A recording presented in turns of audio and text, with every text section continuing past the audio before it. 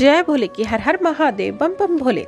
आज मैं आपको सुख सागर 10वें स्कंद का 43वां अध्याय सुना रही हूँ। हंसते कुवलिया पेड़ को क्यों श्याम उदार, गए अखारे कंस के जय मल्लन भरबार।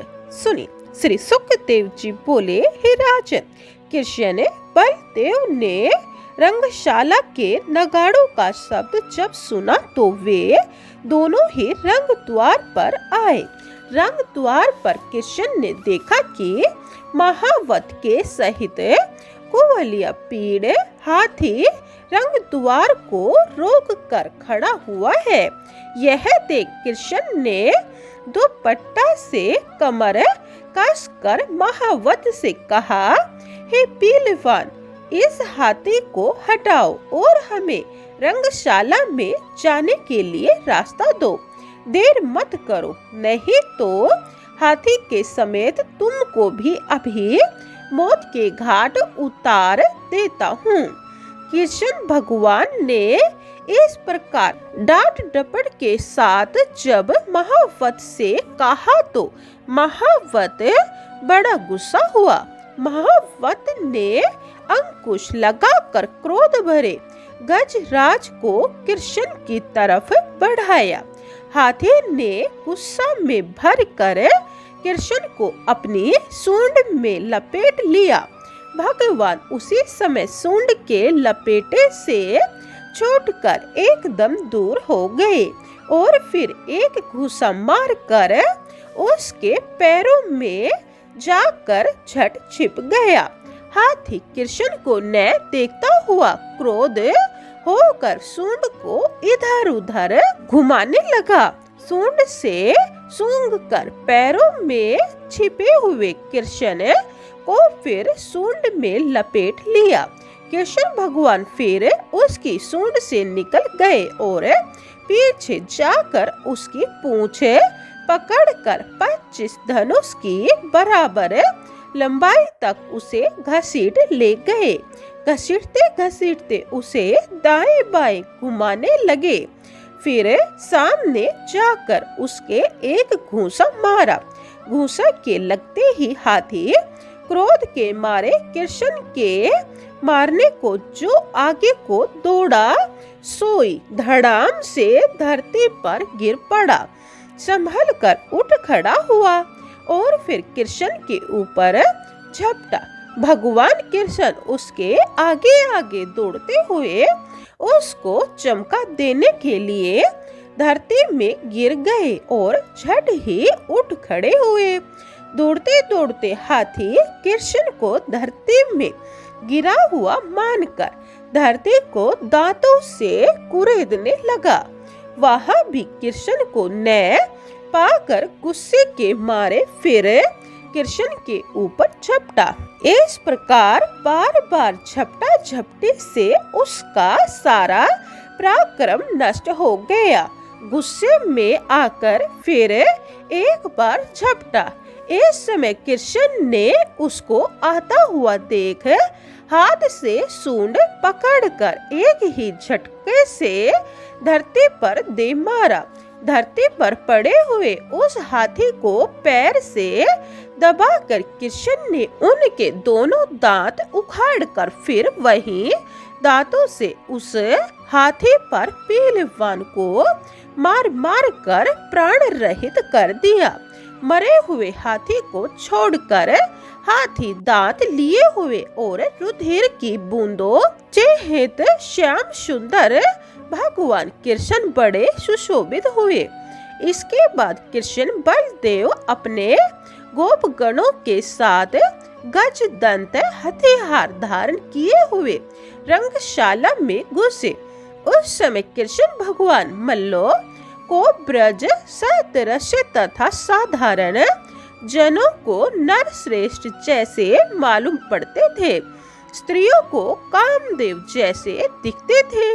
गोपगणों को सौजन जैसे मालूम पड़ते थे।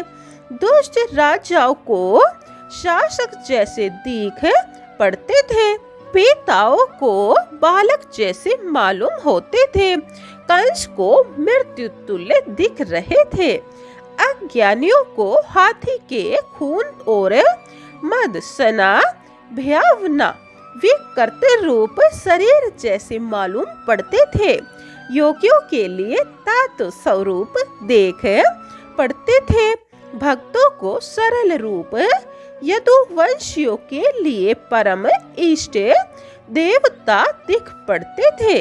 इस प्रकार भगवान कृष्ण पृथक पृथक जनों को अपनी अपनी भावना के अनुसार अपने रूप से रौद्र, अद्भुत, श्रृंगार, हास्य, वीर, करुणा, भयानक, विभत्स, शांत, भक्ति, प्रेम रस का अनुभव कराते हुए बलदेव जी के सहित रंगशाला में घुसे।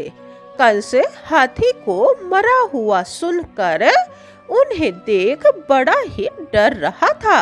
रंगभूमि में नट की तरह विचरते हुए उन दोनों भाइयों को देख सब लोग बड़े प्रसन्न हुए।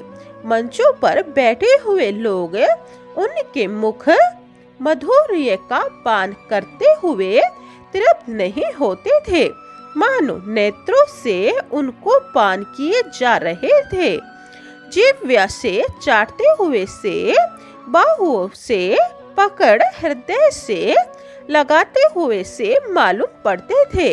उन दोनों को जैसा सुना था तथा देखा था वैसा ही उनके रूप, गुण, सुंदरता आदि को आपस में लोग कहने लगे, आहा, ये दोनों हरि भगवान के अंश से वासुदेव के यहाँ अवतीर्ण हुए हैं। ये कृष्ण देवकी से उत्पन्न होकर अब तक गोकुल में नंद के यहाँ रहकर इतने बड़े हुए हैं। उन्होंने ही पूतना, तृणावर्त, यमला, अर्जुन, शंखचूड़, केशी, धनुकासुर आदि को मारा है। इन कृष्ण भगवान ने ही दावानल से ग्वाल बाल और गायों को बचाया था।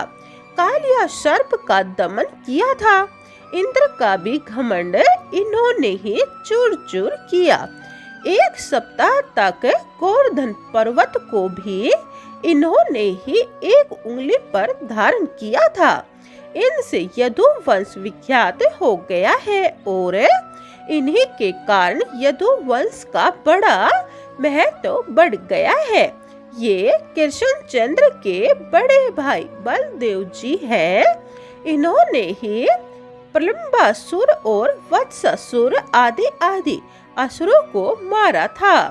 जिस समय दर्शक लोग यह चर्चा कर ही रहे थे और रंगशाला में तुरही आदि बाजे बज रहे थे, उसी समय चाणूर ने कृष्ण और बलदेव को संबोधन करके कहा।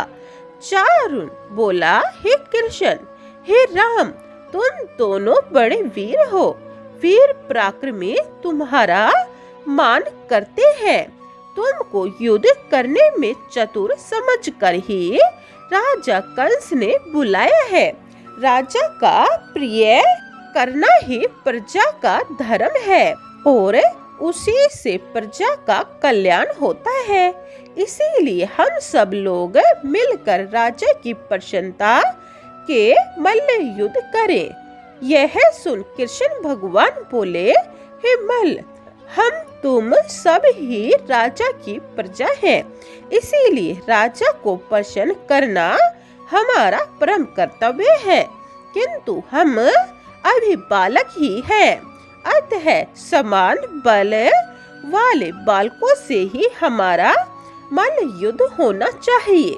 यह मल्लों की सभा का स्थान है, इसमें अधर्म न होना चाहिए। यह सुन चारुण बोला, हे कृष्ण, तुम बालक नहीं हो और बलदेव तो बड़े बड़े पराक्रमियों में ही श्री श्रेष्ठ है। अभी तुमने 1000 हाथियों के समान पराक्रमी कुबलिया पीड़ को मार गिराया है। अतः तुम दोनों को हम जैसे मल्लों से ही लड़ना चाहिए। इससे कोई अधर्म न होगा। हे कृष्ण, तुम मेरे साथ लड़ो और बलदेव मुष्टिक के साथ लड़ेंगे। बोलिए कृष्ण भगवान और बलदेव जी की जय। 43वां अध्याय समाप्तम। जय भोले की 44वां अध्याय यह आप दूसरी वीडियो में सुने। जय भोले की हर हर महादेव बम बम भोले। पूरी सुख सागर सुनने के लिए यह चैनल सब्सक्राइब कर ले और कमेंट में जय भोले की लिखे।